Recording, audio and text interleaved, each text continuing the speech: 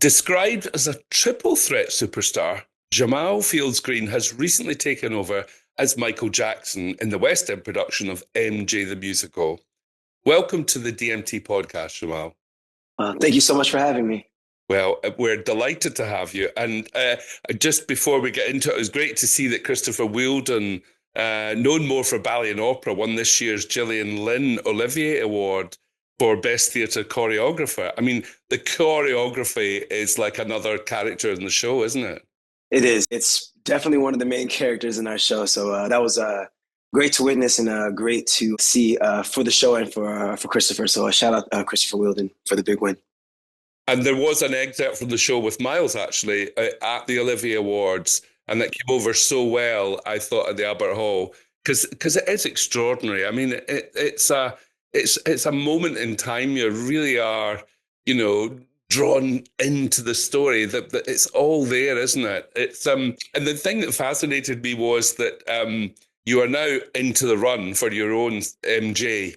But before that, you had what I've written down as a transatlantic moment notice because you came over.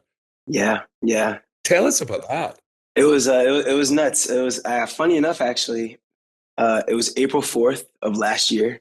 We came up on a year of basically my London debut last week, last Friday, which was nuts. But so I got the notice. They asked me to come in, because they needed the coverage. I was on tour at the time. We had touched down in Arizona on a Monday. I got the call on a Tuesday. Luckily, my bags were already packed actually because I had just landed in a new state while on tour with the show in the States. I drove about 2 hours to get to Phoenix, which was the nearest airport that could take me to New York. So my passport was, of course, home because I wasn't planning on leaving the country. So my mom brought my passport on her way to work to the airport. We met at the airport in New York and I flew over to London, landed about, I would say around 8, 9 o'clock-ish in the morning. And then I went straight to my room, changed my clothes, went to the gym, ran a mile to warm my voice up because I had rehearsal, about a 2 hour rehearsal planned with the cast and just on stage just to get acclimated with the show here, warming up and stuff, getting ready because it was Thursday, which is a 2 show day for the show. And proceeded to do both shows that day right after. Yeah, that was my debut.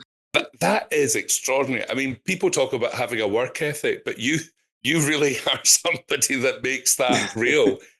Would you say that's a family trait, or is that something that you it's just your discipline? For sure. I actually would say it's definitely a family trait. It's definitely a trait of so Fields, my last name is Fields-Green. Fields is my mom and Green is my dad's. I would definitely say it's between the Fields and the Greens. It's definitely a trait for sure. I get that from my mother, my grandmother, my uncle, my grandfather. A lot of people in my family are we're hustlers, so to speak. We love to work. Get on with it. And I Yeah. mean, you mentioned you were doing the national tour in America, but you've also done Broadway. Um, Mhm. what would you say are the differences, if any, in terms of the tour versus, as we call Mhm. it, town?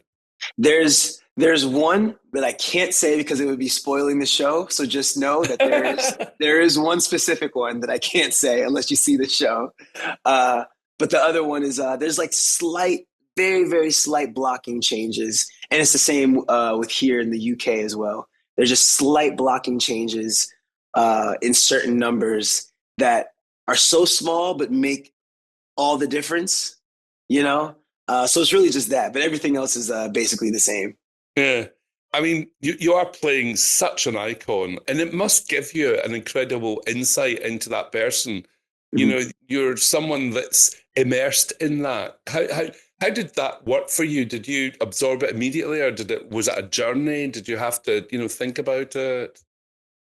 Everything. I would say there are bits and pieces that came to me faster than others. Like for example, the voice and the mannerisms. I took those on pretty early. I would say. I just watched. I still do to this day. Aside from practicing on my own, I watch a lot of footage of him. Just to make sure that I'm always appropriately and respectfully, interpreting this character. And even though it's my own interpretation, it is still done with intent and respect. Like for example, the dancing. And that took a while. I would say that took a few months. This role is a hard role, but it's not a role that you can pick up in a few weeks. Anybody, I think, would agree, that plays this role would agree. It takes a few months for it to really settle into your body. That's because just how great he was of a performer, and how iconic he was, uh, and two, also just with the work that comes with it of just playing a real person rather than just a character that was made up. Yeah. Having seen Miles and seen you do it, it's different, but it's the same. It's a weird kind of combination. But presumably you both had to absorb so much of Michael Jackson, but you've Mm-hmm. still got a little bit of you there. Yeah, that's one of the things I love about this role is that we all are playing the same person. So there's always going to be similarities because we're playing the same person, right? But you can see there's parts, everyone's interpretation is going to be slightly different because a role allows you to bring a part of yourself as well, aside from being MJ. It showcases whoever plays the role. It showcases them very, very well, in my opinion. It showcases I would say, the potential of what they can do. Very well. And in the show, there's three Michaels, isn't there? There's the Yep. very young, the middle, and then you coming into the sort of the rehearsal room. And but for me, those songs, I lived with them and grew up with them and Mhm. loved them. Yep. And it's like one after the other. I mean, it feels joyous, I think, when you're watching. Do you get a sense of that from the audience? Of course, yeah, of course. I feel like you can feel the celebration of this legacy, of his legacy in the room. You can definitely feel it. Sometimes you can feel it more with certain people than others. We'll get some super fans in the room every now and then, so you can definitely feel their excitement. Which is always great. But definitely, I think it's a collective, uh, sort of like a meeting. Everyone's just here to celebrate Michael Jackson's legacy, the life that he led and left behind. Yeah, indeed. And could you say if you got a favorite song from when you were growing up? Yeah. I have three from growing up. It's "You Rock My World," "The Way You Make Me Feel," "Remember the Time." I love a lot of songs, but those are I love those songs. Yeah, I used to dance to "Beat It" and "Thriller" and "You Rock My World" in my living room for my family when I was growing up, back when I was living in the Bronx. So I mean, Michael Jackson, like the rest of the world, he's been a part of my life since early childhood. Well, you've certainly moved on from the living room in the Bronx, that's for sure. I think so. And I no, hope that but makes I sense. remember dancing to Donny and Marie Osmond in my living room. It never went anywhere. You've taken it to a whole new level. But Oh yeah. what I was interested in is that you worked on Hamilton in Chicago, and that was a bit of a turning point for you, wasn't it? Completely. I mean, that was the start of my career, so to speak. I had done a lot of regional work beforehand that shaped and, I would say, got me ready for me graduating the program and graduating school from the Hart School. But yeah, Hamilton was my basically, I guess you could say, my big break. I was in. I remember being in callbacks for it while still in the midst of graduating. Like in my final 2 months of Wow. school, had probably had about my third or fourth callback with the show. I had seven callbacks in total, going from, I would say, probably April all the way, or March, April all the way to about June. And then, but yeah, Hamilton, I look back, that was some of the best times of my life. Yeah, I mean, I met my fiance through that show. I met a lot of family through that show. I was able to grow. Chicago is such a beautiful city, I'd a love to. I've beautiful. never been. I'd love to go there. I hear Oh, it's so good. you would love it. You would love it. It's such Yeah. a beautiful artistic city. It's also, if Yeah. you love food, the food is delicious and Well, deliciously good. you can only Um, see my head, but if you see further down, you'll know I like food. Same here, though. Yeah, no, but yeah, Chicago Hamilton was just a very special time. It really opened my eyes to the business. I learned a lot about myself and the business, and just everything. It definitely got me prepared for MJ. Being able to tackle a a mega show, if you will, you know. What's interesting about that for me, Jamal, is that I get asked all the time. I'm sure you do from young people saying, "Oh, I want to get into the business and I want to do it and I want to." But and I don't mean to sound like an old fuddy-duddy, but it's going to come across badly if I say it. What I'm going to say, but I'm going to say it is that there's no handing it on a plate to someone. And when I mentioned earlier about your work ethic, and you grabbed the opportunity, you flew in the Atlantic, you did all these things.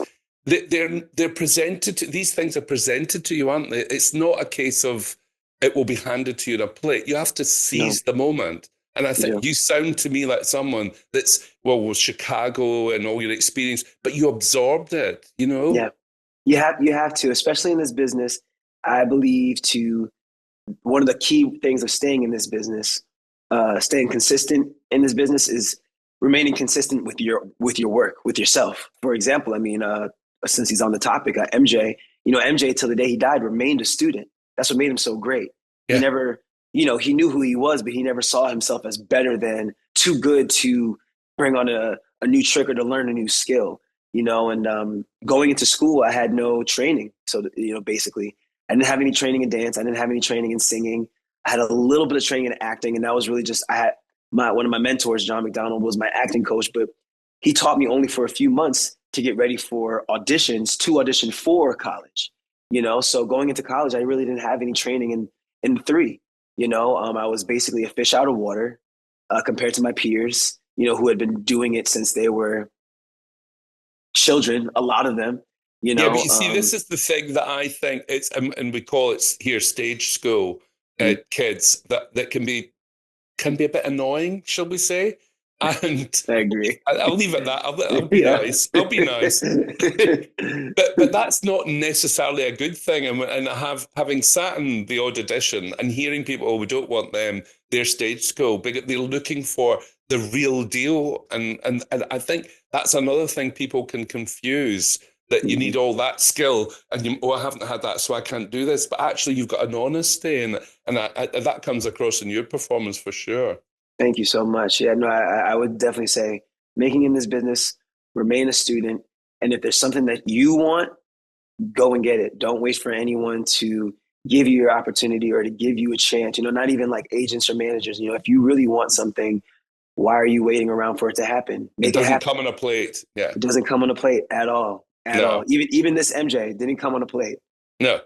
No. No. It's funny. I remember when I was talking to a while ago, talking to an opera singer, and she said about her singing teacher, and I went, "You've got a singing teacher?" Mhm. And she said, "We've got to. This is an instrument. This has to be looked after. This has to be developed." And I remember at the time thinking, "Wow, I never occurred to me that's like that you have to, in your own time, you have to invest so much of yourself." All the time. I mean, I work with a coach as well. I work with a voice coach once a week. I work with a personal trainer twice a week to maintain my body because, Michael was tiny. We don't have the same body type, but I work with my trainer to just maintain a lean body, but also it's more so injury prevention, more so of what we do rather than strength conditioning, because as you've seen the show, the Oh, role requires a lot of your physical. It requires a lot, and it's with a show like that when you're doing it constantly, weekly, as many times as we do it weekly. You yeah. know, it's possible to. I don't say that I can because that's not in my vocabulary. I don't like injuries, but it's possible to get injured if you're not taking care of yourself properly. You No, know, sure. and with that, it's a lot of work that goes on off stage rather than on On stage. stage, yeah, that's the thing that people see the on stage thing and think, oh, that's wonderful. But it's what's gone into getting to you to that point, which is really tough sometimes. I And I mean, agree. you mentioned you do the training in a week. And do you have a London routine now? You're living in London. Is it different from being in New York? Or is it Slightly, ultimately slightly. Both of my trainers basically just we had to adjust to the time difference because they're both in the states. One is in LA and the other one is in New York, so they're also on different time zones from this one as well. But we found a way to make it work. Other than that, it took me a while to get used to this time zone. My sleep schedule was definitely messed up for about a month and a half or almost 2 months. Oh, wow. Right. It's fine. I found my stride. I found my day-to-day routine, and each day is different because I do different things each day depending on the day. I'm even taking on I'm taking on a bigger workload. I took on an acting coach for the screen and also just for Shakespeare. So we're about to start meeting tomorrow and stuff like that. So my days are ever shifting. I go to this. I also record music. I go to the studio on one of my days off on Monday. I go to the studio for about 4 hours to work on music and stuff. So I'm constantly There's doing all stuff. stuff doing. Yeah. I suppose that's where we all learned from the pandemic and the lockdown of using Zoom. I mean, to have a trainer in New York and a trainer in LA, you wouldn't have thought of that as a thing before. Whereas now No, people connect in a way it's so different, isn't it? no, completely, completely. I think, like you said, we definitely learned a lot from the pandemic. I think a lot of what we got was how important time is, how important it is to really, I guess, seize the day or seize the time that you have doing what you do, because in a blink it could just all go away. And then also with that, there's easier ways to do certain things now, like you said, like a Zoom or a FaceTime or just virtual sessions. I think we've just learned how to make it happen and make it work because we had to, and now we can. And now we could use it, yeah, to Yeah. advantage. I mean, you have other strings to your bow. You Best Action Short Award at the Indie Short Fest for Mhm. your film Inevitable. Are you doing more of that? Is that? I am. So that was my first short film. That was, oh wow, it's crazy. That was 3 years ago now. Uh, and then last year, my second short film, we also won Best Actor in the Las Vegas Indie Film Festival last year. And I'm currently working on my third one right now. Actually, as soon as we get off the phone, I'm going to finish up. I'm 5 pages away from finishing the script. I'm going to shoot it here in London this summer, and we'll see how the film festival season treats me next year. But that's the plan for the next film. Oh, I mean, I did mention your work ethic earlier, but it's impressive. It Oh, sure thank you, is. thank And, you. and but it's not like you're doing a play where you sit in a chair and chat through some words. You're on Mhm, that stage, and it is so demanding, isn't it? mhm. It It's is. it's It a it, it, fantastic, yeah. it is, but I love it. I feel I've worked my tail off to get to this point. I always wanted to, in school, with me having so much of a lack of training. I worked so hard to make sure that I was one, the best artist that I myself could be, leaving school, but two, I just wanted to be the most versatile in terms of a triple threat. I wanted to be a triple threat. I wasn't back then, but I wanted to be. There was potential, but I wanted to be. And this role really allows me to flex those muscles, to do what I've been kind of training to do. I get to sing, I get to act, I get to dance, and they're all All at the required top of the game. exactly. They're all required at the highest level, for this role. So it's a lot. Don't get me wrong. It's a lot, but I take it on proudly. Fantastic. Listen, Jamal, as you said, you're on to the next thing in a minute. So I won't keep you back any longer. I just want to say thank you so much for taking the time to chat to us. And you can see Jamal at the Prince Edward Theatre in the West End. Get your tickets from delfontmackintosh.co.uk. That's the best place. So thank you again, Jamal, and we'll see you soon. Thank you so much for having me. Pleasure. Until next time.